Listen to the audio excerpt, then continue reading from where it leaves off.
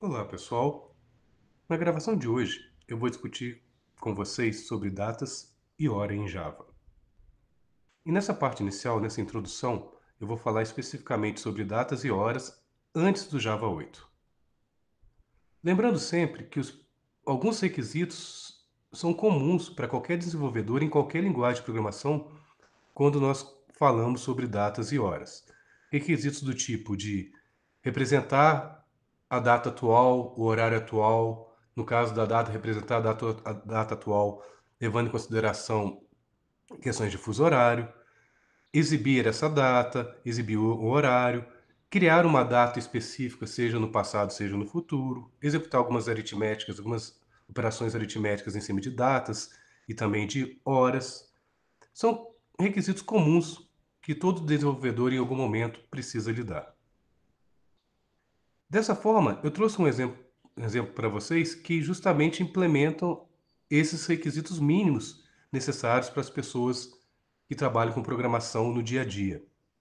No caso aqui, eu estou mostrando como que era feito antes do Java 8. Tá? Vou mostrar exatamente quais são os passos e na sequência da gravação nós vamos evoluindo até chegarmos exatamente qual que é a forma atual de trabalharmos e manipularmos datas e horas em Java.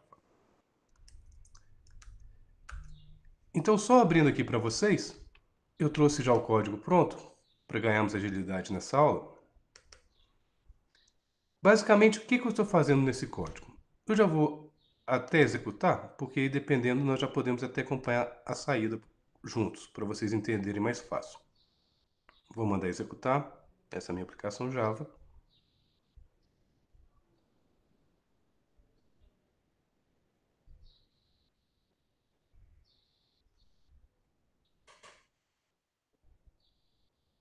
Conforme vocês podem ver, minha máquina não está das mais rápidas, né? Mas talvez só para a gente começar a discussão aqui. Então, conforme vocês podem ver, o exemplo está funcionando. O que ele faz basicamente, ele exibe a data e hora atual antes do Java 8. Primeiro ele exibe as datas com fuso horário e o horário atual. No meu caso aqui, 29 de setembro de 2020, são 10h36, 10h37 agora, conforme vocês podem ver. E depois eu crio uma data específica e faço alguma operação aritmética, né? E além de criar e fazer também, eu formato a data para que a saída fique de uma maneira, talvez, que eu queira representar. Talvez não com uma string representando o timestamp, mas, por exemplo, aqui no meu caso, representando só informações sobre a data já formatado. Tá, mas para vocês entenderem, então basicamente qual que é a ideia que eu segui? Na linha 12, eu crio um objeto do tipo date que retorna justamente a data atual do meu sistema.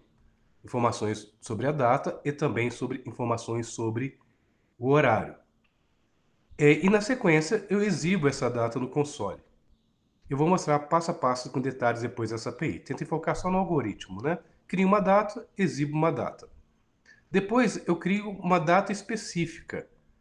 Antes do Java 8, nós usávamos uma classe chamada Gregorian Calendar, onde eu passava justamente a minha data. No meu caso aqui, 30 de maio de 2019. Estou criando uma data no passado. Observe que o número 4 indica maio, porque janeiro é zero, de acordo com a API do Gregorian Calendar, que era usada antes do Java 8. E eu usava o método getTime de Gregorian Calendar, na verdade de calendar, para retornar um objeto date, que permite que eu exiba no console uma data da mesma forma como nós exibimos, por exemplo, na linha 14. Na linha 21, implementando o algoritmo, eu faço apenas uma aritmética, né? Observe que eu estou adicionando um dia à minha data criado na linha 18. Então, minha data que era 30 de maio, com mais um dia, vai para 31 de maio. De novo, não se preocupe ainda com a API, tenta pensar no algoritmo, né? Cria uma data, exibo uma data, cria uma data específica no passado, exibo essa data no passado. Aqui eu faço uma aritmética somando um dia na minha data, e da mesma forma eu vou exibir essa data já com um dia adicionado. E finalmente eu posso formatar uma data também. Não está naquele slide como os requisitos primordiais, mas está lá que eu quero exibir uma data. E normalmente você quer exibir uma data de acordo com uma característica de uma região ou de acordo com o seu cliente do formato que ele quer, por exemplo, de acordo com o idioma onde o sistema vai ser implantado. Eu tenho várias formas, nós temos várias formas de formatar datas. Antes do Java 8, a gente usava muito a classe DateFormat, conforme vocês podem ver aqui, que basicamente é obtido esse objeto a partir do método start chamado getDateInstance. E para esse método aqui, você passa uma constante que indica qual que é o formato. Aqui eu estou colocando o formato completo. Eu vou mostrar a API daqui a pouco para vocês com as outras opções. Aí qual que era a ideia? Você pegava um formatador de datas e chamava o método e chama o método format para formatar. Eu uso um formatador para formatar uma data. Essa minha data é um objeto do tipo dates, conforme vocês podem ver aqui. Então, conforme nós vimos aqui na saída também, quando eu mando exibir todas essas informações sobre as datas, aqui eu tenho o new date, né, a data completa. Observe que tem informação sobre, não apenas sobre a data, mas também como o horário, né, e questões de fuso horário, time zone. Depois eu exibo uma data no passado, né, que é o 30 de maio de 2019. Faço uma aritmética, adiciono 1, vira 31 de maio, e depois eu pego essa mesma data, só que eu exibo ela de forma formatada, né, sem informação de horário. Tendo apresentado o exemplo, fica mais fácil a gente vir agora, então, para os slides, né, que eu vou detalhar essa API, né. Então, esse código-fonte está disponível, né, está no pacote aula 1, Daytime Before Java 8.java. Observe que, inicialmente, né, nós precisamos importar alguns pacotes, porque nós vamos usar as classes DateFormat, Date e Gregorian Calendar, um do pacote java.text e duas do pacote java.util, então importamos eles. Observe que na linha 12, então, essa é a forma antiga de fazer manipulação com datas, mas nós vamos encontrar muito código ainda na literatura e muito código legado, diremos assim, que nós vamos ter que manipular datas usando essa API antiga. Então, basicamente, o que eu fazia era dava o new date para obter um objeto do tipo date, que representa a hora corrente. Observe que na linha 18 e 19 eu criei a data específica no passado, uso Gregorian Calendar para criar uma data específica, no caso aqui 30 de maio de 2019. E na linha 19 eu chamo o método add, né? Esse método vai adicionar um dia dentro dessa minha data, né? E vai colocar o horário para meia-noite. Mais uma vez, lembrando que nós começamos com 0 o índice aqui do mês, quando eu trabalho com essa API do Gregorian Calendar. 4 significa maio. E conforme nós vimos a saída, ela vai sendo exibida na seguinte sequência, né? Quando eu mando exibir um objeto do tipo date na linha 14, o objeto do tipo date sobrescreve o método string. Então, eu vou conseguir esse current time and time zone, essa string completa de saída aqui, porque é o default de implementação do toString de um objeto date. Na sequência, eu vou mandar exibir uma data específica, conforme vocês podem ver aqui na minha saída. Na linha 22, essa data específica eu exibo. Observe que não está formatada, ela está no mesmo formato do objeto date anteriormente, apesar de ser outra data. E, finalmente, eu formato essa data para impressão, usando o formatador e o método format desse formatador. No meu caso aqui, quando eu uso a constante full, eu estou dizendo que eu quero uma data completa com o nome do dia por extenso.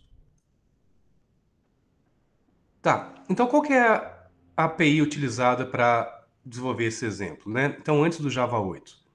Então, aqui está o link para vocês consultarem a API. Algumas pessoas preferem ter a API instalada localmente na sua máquina, mas você pode também acessar na web, conforme vocês podem ver por esse link. Então, tem a classe date, que é do pacote java.util, que eu usei nessa parte justamente aqui, que eu instancio o objeto date e mando imprimir o objeto date. É o método string sobrescrito. Então, nessa parte eu crio o objeto date, lembrando que isso é antes do Java 8. Também nesse exemplo, usamos a classe Gregoria Calendar, que está nesse endereço. E mais especificamente, usamos o método add para manipular, fazer aritmética com datas, esse método add da classe Gregoria Calendar. Nessa parte que nós tínhamos uma data específica, que foi 30 de maio, adicionamos mais um, também antes do Java 8. Lembrando que o Gregoria Calendar é da de Calendar, que é a classe calendário. né? E um dos métodos herdados é esse método getTime, que retorna um objeto do tipo dates, que também nós já aprendemos o dates que nós usamos para criar datas antes do Java 8. Então eu chamo o método getTime, foi nessa parte específica. Eu criei uma data no passado, mas em algum momento eu dei um getTime para retornar um objeto do tipo dates, para eu poder exibir no console. Também antes do Java 8. E por último, a gente viu que nós formatamos também para impressão as nossas datas.